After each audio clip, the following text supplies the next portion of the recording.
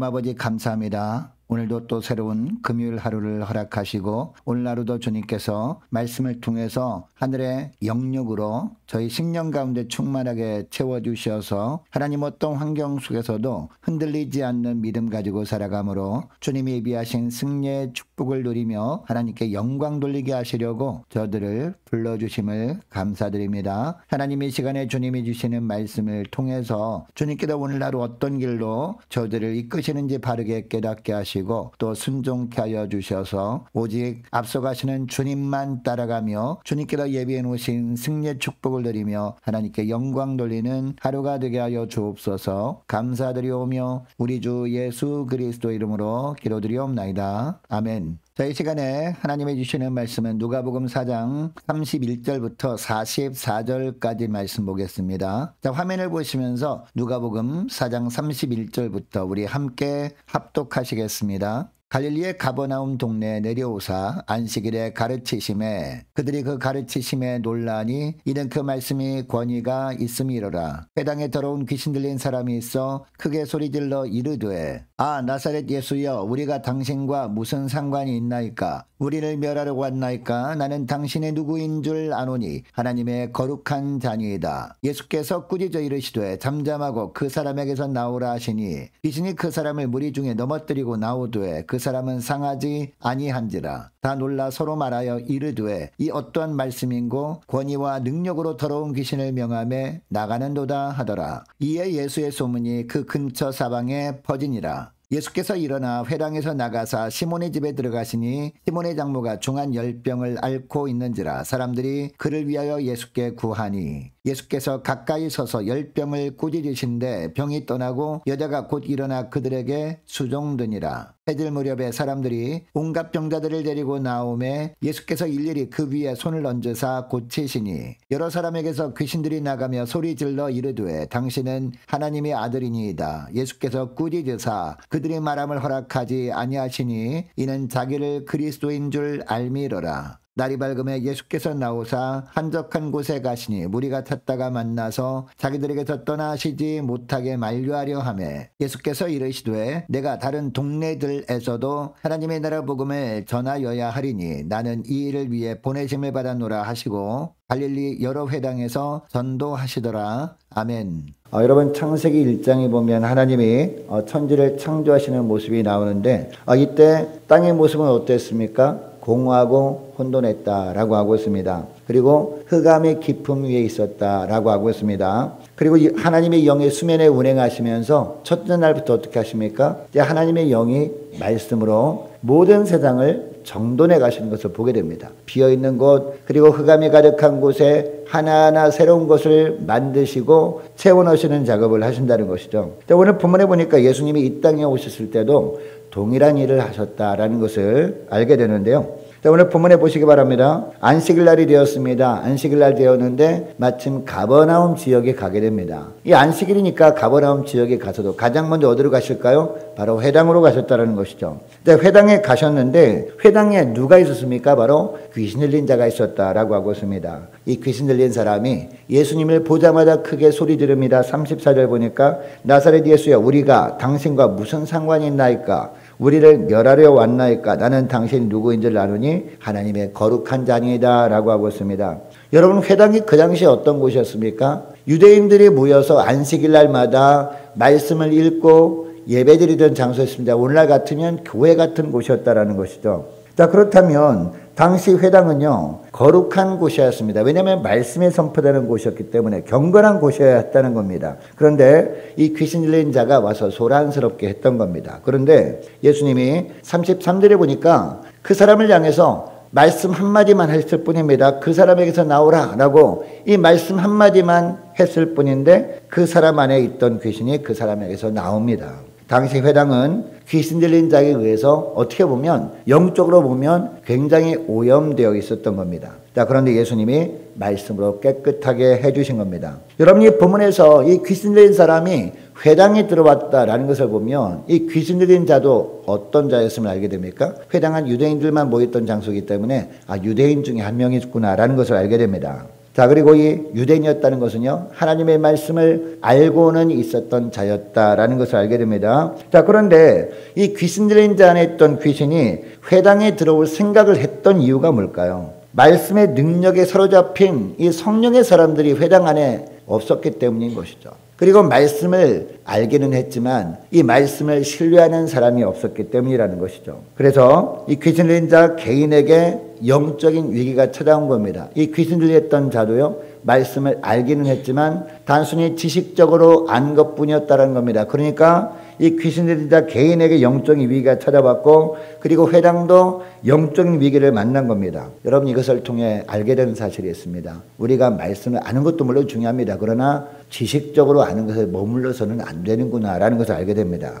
개인과 공동체 영적 위기가 찾아오는 것은 단순히 말씀을 알기만 하는 거구나. 이 말씀을 신뢰하는 부분이 없기 때문에 영적인 위기가 찾아오는구나 라는 것을 알게 된다는 것이죠. 영적인 위기가 찾아오게 되면 또 이 악한 영이 틈탈 수도 있구나라는 것을 우리가 깨닫게 됩니다. 여러분, 그러므로 우리가 무엇보다도 이 하나님의 말씀을 알기는 하지만 이 아는데 머물러서는 안 된다는 걸 알게 됩니다. 말씀을 알았다면 그 다음에 어디까지 나가야 됩니까? 이 말씀에 대한 신뢰하는 단계까지 나가야 된다라는 것을 오늘 본문을 통해 알게 됩니다. 여러분, 말씀을 신뢰하는 것이 어떤 겁니까? 이 말씀에 순종하는 것이 필요하다라는 것을 오늘 본문을 통해서 보여줍니다. 자, 계속 본문 32절부터 보시기 바랍니다. 예수님이 가르침을 듣고 사람들이 놀라기는 합니다. 그리고 36절에 보니까 예수님이 한 말씀으로 귀신을 내어 쫓아내시는 것을 보면서 깜짝 놀라면서 말합니다. 뭐라고 합니까? 36절 보니까 다 놀라 서로 말하여 이르되 이 어떠한 말씀인고 권위와 능력으로 더러운 귀신을 명함에 나가는도다 하더라 라고 하고 있습니다. 여러분, 이때 사람들의 모습을 보시기 바랍니다. 말씀을 들으면서 감탄은 했습니다. 그리고 놀라기도 했고 이 권위와 능력의 말씀이라는 고백도 했습니다. 여러분, 이들이 믿음 있는 사람이었다면 어디까지 나가야 된다고요? 이 말씀을 듣고 이 말씀이 권위 있는 말씀임을 알았다면 이 말씀에 순종하는 모습, 이 말씀을 신뢰하는 모습으로 나가는 모습이 있어야 된다는 겁니다. 자, 그런데 이들은 다른 어떤 반응도 보이지 않아요. 여기로 끝내버리는 거죠. 여기까지라고 하면서 그냥 말씀을 알고, 그리고 이 말씀이 대단한 말씀이라는 것을 이렇게 그것을 보면서 놀라는 것까지만 머물러 버리고 있다는 겁니다. 여러분, 귀신 들린 자리에 들었던 귀신도 생각해 보시기 바랍니다. 예수님이 하나님의 아들이시라는 것을 몰랐습니까? 당연히 귀신도 알고 있었다는 것이죠. 그런데 그분의 통치를 받으려고는 하지 않았던 것이 문제였던 것입니다. 아니, 오히려 어떻게 합니까? 통치를 받으려고 하는 것이 아니라 오히려 그 사람에게서 나가기를 거부하죠. 처음에는 저항하고 대적하면서 하나님의 일을 회방하는 일을 계속하거든요. 이처럼 말씀 한마디로 이 귀신이 나오긴 했습니다. 이 귀신이 그 사람 안에만 있던 것이 아니었죠. 다른 사람 안에도 많이 있었습니다. 이 귀신의 존재가요, 결국은 어떤 일까지 합니까? 나중에는 가룟 유다에까지 들어가잖아요. 가룟 유다에까지 그 마음에 들어가서 예수님을 팔 마음을 품게 하기까지 합니다. 심지어 유대인들의 심령 가운데 미혹하게 함으로 말미암아 예수님을 십자가에 못 박게 넘겨줄 마음을 품게 하죠. 반면에 39절 말씀 보니까요, 누가 나옵니까? 베드로의 장모가 나옵니다. 그죠? 이 베드로의 장모는 그 사람들과 달랐다라는 것을 보여주고 있는 것이죠. 베드로의 장모가 열병을 앓고 있었습니다. 이때 예수님이 이 베드로의 집을 방문하시죠. 이 베드로의 집이 그 당시에 가버나움 회당 근처에 있었던가 봅니다. 베드로의 집을 방문하니까 베드로의 장모가 열병을 앓아 누워 있었죠. 여러분, 이때 예수님이 어떻게 하십니까? 집에 들어가서 열병을 향해서 꾸짖으시기만 합니다. 말씀 한마디로 이 병마가 떠나가게 하는 모습을 보여주고 있습니다. 여러분, 이때 베드로의 장모도 다른 사람들처럼 이처럼 예수님께서 하시는 이 모습을 보면서 깜짝 놀랐을 겁니다. 아, 예수님의 말씀이 이렇게 능력이 있는 말씀이구나 라는 것을 직접 체험하면서 놀랐을 겁니다.